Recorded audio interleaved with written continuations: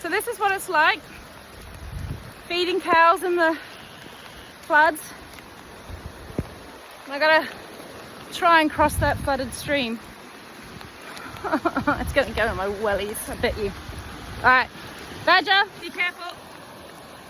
I'm just having to cross a flooded stream to get to the cows to feed them with the hay.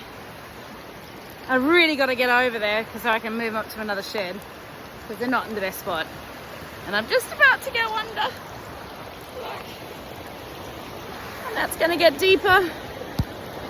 So I'm going to go very slowly and stable. See if I can get over there, but my shoes are going to get wet.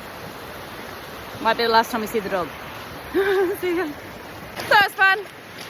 I got through it. Ah! Come on, you guys. Oh, hey, Mr. Bull.